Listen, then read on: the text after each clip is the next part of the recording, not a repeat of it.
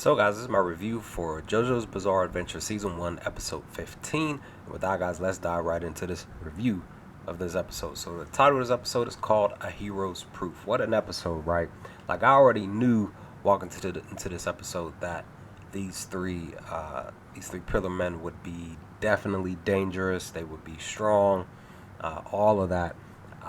And yeah, like that's the thing. I wasn't sure how JoJo was gonna get through it, but watching Zeppeli the Third try his hand, yeah, definitely, it really just like seemed like to me like he was gonna die, but that's not the case. Basically him trying to use the bubble launcher attack, and it injured the ear of, I want to say it was Wamu, but then it could have been a Setisi.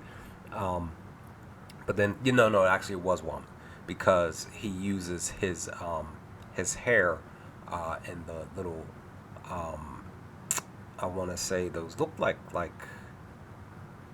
per the image here, but they're basically, like, his hair is like a weapon, and he literally just like uses the wind as he swings his hair around, and it causes a vortex aftermath of just attacks after, to be able to not only blow up the bubbles around him that Zeppeli the Third sent to him, but also injured the face of Zeppeli. So it was just like, yeah, definitely not a good look. But then, like I said, also he stuck his two fingers into the neck. I want to say the left, the left side of Zeppeli's neck, to basically shut his body down. He basically told him, like, I just, he said, I think it was he said his neck and somewhere else on his body is basically weak, and he knew that these pressure points were the areas that he needed to basically attack to shut him down. So of course he uses on his neck, and he shuts his body down. He basically told him that he can't use Haman anymore during the rest of this day, basically into tomorrow.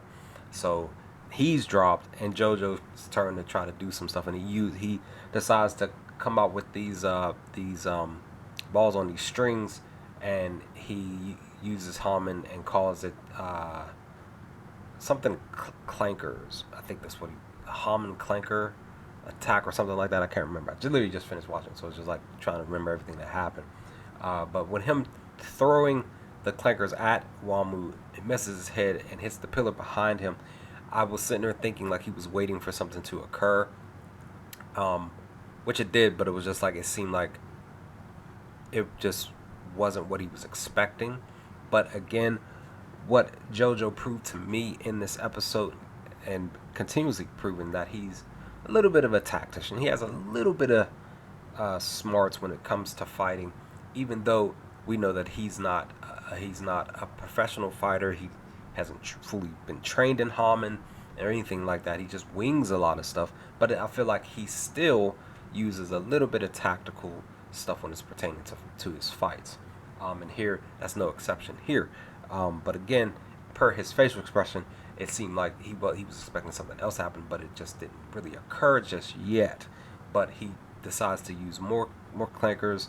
He tries to do like a magic trick to hiding the clankers behind his back and stuff like that against Wamu. But what he does do, he ends up sending some more in the direction of Wamu, and he uses like, I want to say like I think he called it a boomerang or something like that, and they come back and actually hit Wamu on his right side of his head, physically injuring him, and then he decides that he wants to actually start fully fist fighting and attacking him with these clankers.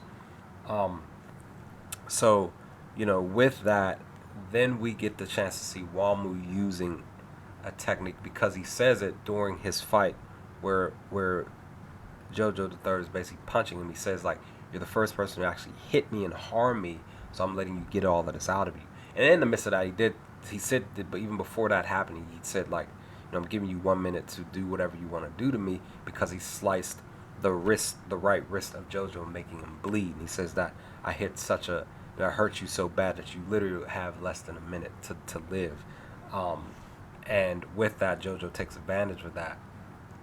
But, that's when, like I said, that's when we see Wamu using his special attack, where he twists his arms, wrists, and hands in such a way, and then they become like a whirlwind attack together, and it's a special kind of attack, and it was definitely a really rough thing to see JoJo go through that. But he, again, because he used the pillar to kind of block a little bit of the damage that was coming his way, he still did indeed get hurt, and in which cases he tried to play dead, crawling towards, because they're underground and they're close to train tracks, he tries to crawl towards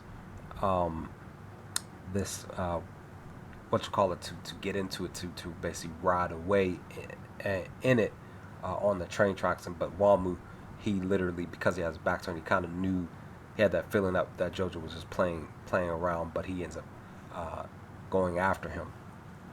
And of course, that's what saves Zeppeli III and Speedwagon here in this episode, which was really, really just a smart thing to do, because in the beginning, I definitely can understand where Zeppeli and Speedwagon were coming from, because they felt like that he was just joking around. But again, this is JoJo.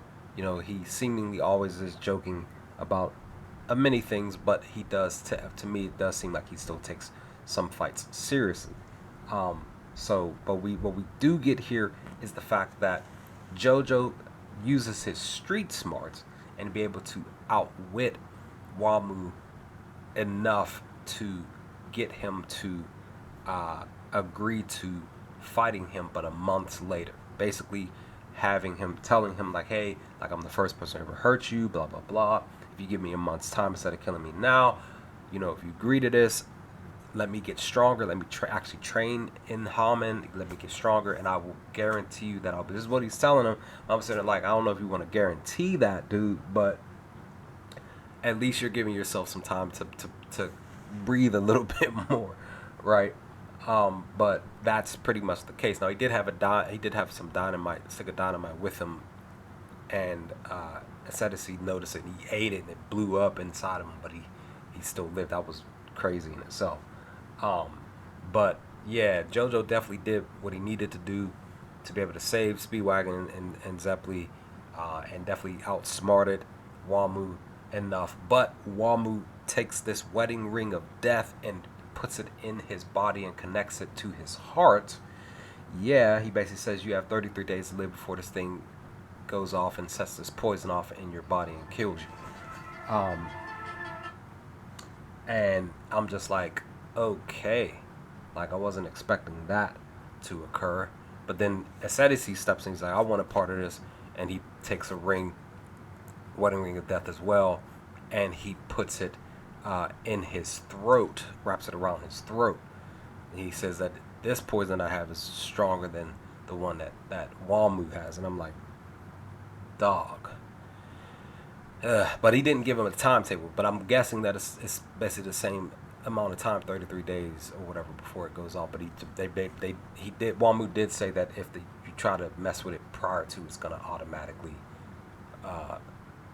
set the poison off in him or something like that. I think, or something like that. So yeah, there's that. It's gonna be, yeah. So I'm curious about how that's gonna move forward. But they do mention the red stone again, because they asked Cars if he wanted to get in on it, but he said, our main mission is the red stone.